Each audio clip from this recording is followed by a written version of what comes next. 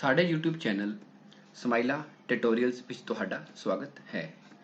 मैं Brijraj computer teacher Shaheed Makhan Singh government girls senior secondary school Pathankot. अज असी subject computer science class 10th chapter 2 HTML fundamental विच जिहड़ा टॉपिक पढ़ांगे वो है definition list and its programming HTML। Means कि डेफिनेशन लिस्ट होंदी की है ਅਤੇ इस दा HTML विच प्रोग्राम किद्दां बनाया जा सकता है। आओ देखते हाँ। डेफिनेशन लिस्ट की वरतों किसी शब्द की परिभाषा देने लई कीती जाती है। डेफिनेशन लिस्ट DL टैग नाल शुरू होंदी है ਅਤੇ /DL टैग नाल समाप्त होंदी है। इसके दो भाग होंदे हैं, डेफिनेशन टर्म ਅਤੇ डेफिनेशन डिस्क्रिप्शन। डेफिनेशन टर्म ਲਈ DT ਅਤੇ /DT टैग की वरतों होंदी है ਤੇ डेफिनेशन डिस्क्रिप्शन ਲਈ DD ਅਤੇ /DD टैग की वरतों होंदी है। इसी तरह English medium which it is used to give definition of a word. This list is started with DL tag and closed with /DL tag. It has two parts, definition term and definition description. Definition term is represented by DT and /DT tag and definition description is represented by DD and /DD tag. ਅਸੀਂ ਇਸ ਨੂੰ ਇੱਕ ਉਦਾਹਰਨ ਨਾਲ ਜਾਂ example ਨਾਲ ਸਮਝਦੇ ਹਾਂ। ਇੱਥੇ ਤੁਸੀਂ ਦੇਖ ਰਹੇ ਹੋ कि एक तस्वीर नज़र आ रही है। ये मैं जी डेफिनेशन टर्म है वो की हैगी है कंप्यूटर, तो डेफिनेशन डिस्क्रिप्शन की है जो नीचे मैं डेफिनेशन लिखी है, it is an electronic device that converts data into information. इत्थे मैं 3 डेफिनेशन टर्म्स लईआं ने, कंप्यूटर, इनपुट डिवाइसिस ते आउटपुट डिवाइसिस। तीन ही डेफिनेशन डिस्क्रिप्शंस ने। एक होगी it is an electronic device that converts data into information, तो दूसरी डिस्क्रिप्शन है these devices are use to input the data to a computer, तो तीसरी डिस्क्रिप्शन है these devices are use to show the result in the human readable form. मीनस कि जिहड़ा computer असीं लिखिया है जां इनपुट डिवाइसिस लिखिया है जां आउटपुट डिवाइसिस लिखिया है, की हैगी डेफिनेशन टर्म। तो जिहड़ी अगे मैं इन्हां दी परिभाषा लिखी है, जिदा कंप्यूटर की परिभाषा लिखी है नीचे, या इनपुट डिवाइसिस की लिखी है या आउटपुट डिवाइस की लिखी है, की है डेफिनेशन डिस्क्रिप्शन। डेफिनेशन लिस्ट नूं एक प्रोग्राम की मदद नाल समझते हाँ। सब तो पहला असी नोटपैड ओपन किया हुआ है, तो मैं एक प्रोग्राम ऑलरेडी बनाए दा, उन्होंने इत्थे मैं पेस्ट कर लेना। तुहानूं पता है कि जो भी HTML का प्रोग्राम बनाईदा सब तो पहला टैग की हुंदा है HTML, उस तो बाद क्या टैग लईदा है हैड टैग, तो हैड टैग तो बाद टाइटल टैग लईदा है, तो टाइटल टैग के अंदर मैं लिखे यूज ऑफ डेफिनेशन लिस्ट, ताकि तुहानूं प्रोग्राम का पता चल जाए कि ये प्रोग्राम किहड़ा बना रहे हैं। /हेड नाल /हेड टैग खत्म हो गया। अगे हुण हैगा बॉडी टैग। तुहानूं पता है कि बॉडी टैग इस करके वरतते हैं कि जिन्ना भी वैब पेज का कंटेंट है वो सारा बॉडी टैग के अंदर ही यूज होंदा है। जे किसी बॉडी टैग ना लईए तो वैब पेज तो कोई भी कंटेंट शो नहीं होगा।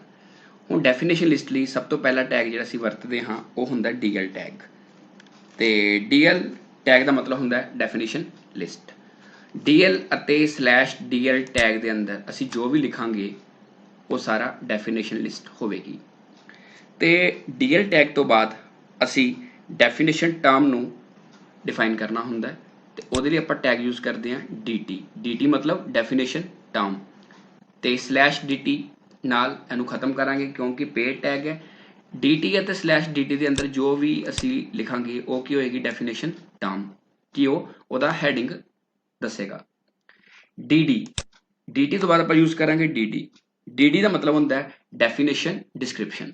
जिहड़ा तुसी डेफिनेशन टर्म लिया है ਉਹਦੀ ਅੱਗੇ ਜਿੱਦਾਂ ਅਸੀਂ ਐਕਸਪਲੇਨੇਸ਼ਨ ਲਈਏ, मैं ऊपर DT 'ਚ लिया कंप्यूटर, तो उस कंप्यूटर की मैं डेफिनेशन लिख दी है कि computer is an electronic device that converts data into information, तो DD नूं खत्म करता। ਇਹਦਾ मतलब है कि साडी पहली टर्म ते ਉਹਦੀ डेफिनेशन खत्म हो गई।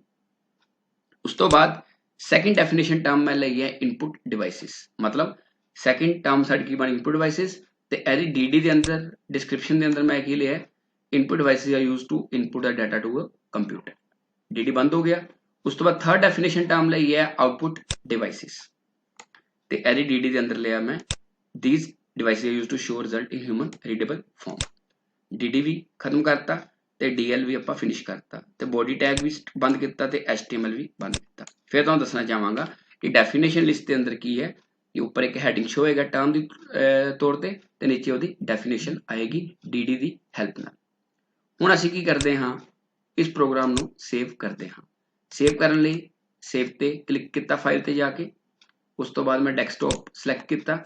ਇੱਥੇ ਆ ਕੇ ਫਾਈਲ ਦਾ ਜੋ ਵੀ ਨਾਮ ਦੇਣਾ ਉਹ ਦੇ ਦਈਏ। ਇੱਥੇ ਮੰਨ ਲਓ ਮੈਂ ਲਿਖ ਦੇਣਾ list3.html, ਮਤਲਬ ਫਾਈਲ ਦਾ ਨਾਮ ਤੁਸੀਂ ਕੁਝ ਵੀ ਰੱਖ ਸਕਦੇ ਹੋ, ਬਟ ਉਹਦੇ ਲਾਸਟ ਵਿੱਚ .html ਲਗਾਉਣਾ ਜ਼ਰੂਰੀ ਹੁੰਦਾ ਹੈ। ਫਾਈਲ ਨੂੰ ਸੇਵ ਕਰ ਦਿੰਨੇ। ਹੁਣ ਇਹਨੂੰ ਮੈਂ ਮਿਨੀਮਾਈਜ਼ ਕਰ ਦਿੰਨਾ। ਇਹ ਦੇਖੋ ਵੈਬ ਬਰਾਊਜ਼ਰ ਦੀ list3 ਨਾਮ ਦੀ ਫਾਈਲ ਬਣ ਗਈ ਹੈ। ਜਦੋਂ ਮੈਂ ਇਹਦੇ ਉੱਤੇ ਡਬਲ ਕਲਿੱਕ ਕਰਾਂਗਾ ਤਾਂ ਤੁਸੀਂ ਦੇਖ ਸਕਦੇ ਹੋ ਕਿ ਵੈਬ ਬਰਾਊਜ਼ਰ ਤੁਹਾਡੇ ਸਾਹਮਣੇ ਖੁੱਲੇਗਾ। ਸਭ ਤੋਂ ਪਹਿਲੇ ਉੱਪਰ ਕੀ ਲਿਖਿਆ ਹੋਇਆ ਹੈ, ਕੰਪਿਊਟਰ। ਜਿਹੜਾ ਕੰਪਿਊਟਰ ਲਿਖਿਆ ਹੋਇਆ ਹੈ ਇਹ ਕੀ ਹੈਗਾ, DT। ਜੋ DT ਟੈਗ ਦੇ ਅੰਦਰ ਮੈਂ ਕੰਪਿਊਟਰ ਲਿਖਿਆ ਸੀ ਤੇ ਇਹਦੇ ਅੰਦਰ ਕੀ ਆ ਗਿਆ, it is an electronic device that converts data into information. ਮਤਲਬ ਜਿਹੜਾ ਸਾਡਾ ਹੈਡਿੰਗ ਹੈ ਉਹ DT ਹੋ ਗਿਆ ਤੇ ਉਹਦੇ ਨੀਚੇ ਜਿਹੜੀ ਡੈਫੀਨੇਸ਼ਨ ਆ ਰਹੀ ਹੈ ਉਹ ਕੀ ਹੋ ਗਿਆ, DD। ਉਸ ਤੋਂ ਬਾਅਦ ਮੈਂ DT ਟੈਗ ਦੇ ਅੰਦਰ ਲਿਆ ਸੀ ਇਨਪੁਟ ਡਿਵਾਈਸਿਸ ਤੇ ਉਹਦੇ DD ਦੇ ਅੰਦਰ ਕੀ ਲਿਆ ਸੀ, these devices used to input a data to a computer। Third definition term ਲਈ ਸੀ ਆਊਟਪੁੱਟ ਡਿਵਾਈਸਿਸ ਤੇ ਇਹਦੇ ਅੰਦਰ ਮੈਂ ਕੀ ਲਿਖਿਆ, these devices are used to show the result in human readable form।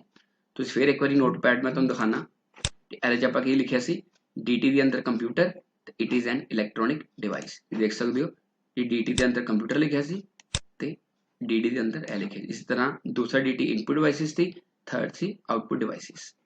ਇਹ ਤੁਹਾਡੀ ਕਿਹੜੀ ਹੋਗੀ, ਡੈਫੀਨੇਸ਼ਨ ਲਿਸਟ। ਤੇ ਡੈਫੀਨੇਸ਼ਨ ਲਿਸਟ ਕਿਸ ਕੰਮ ਆਉਂਦੀ ਹੈ, ਡੈਫੀਨੇਸ਼ਨ ਲਿਸਟ ਕੰਮ ਆਉਂਦੀ ਹੈ ਜੇਕਰ ਅਸੀਂ ਕੋਈ ਟਰਮ ਡਿਫਾਈਨ ਕਰਨੀ ਹੋਵੇ ਤੇ ਬਾਅਦ ਵਿੱਚ ਉਹਦੀ ਡੈਫੀਨੇਸ਼ਨ ਵੀ ਡਿਫਾਈਨ ਕਰਨੀ ਹੋਵੇ, ਉਸ ਕੰਮ ਕਿਹੜੀ ਲਿਸਟ ਆਉਂਦੀ ਹੈ, ਡੈਫੀਨੇਸ਼ਨ ਲਿਸਟ। ਜੇਕਰ ਤੁਹਾਡੀ ਕੋਈ ਕੁਐਰੀ, ਕੁਐਸਚਨ ਜਾਂ ਸੁਜੈਸ਼ਨ ਹੈ ਤਾਂ ਕਮੈਂਟ ਸੈਕਸ਼ਨ ਵਿੱਚ ਜ਼ਰੂਰ ਦੱਸਣਾ।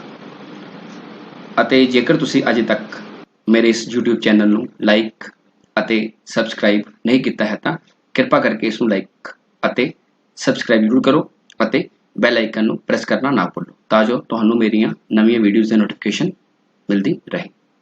ਧੰਨਵਾਦ।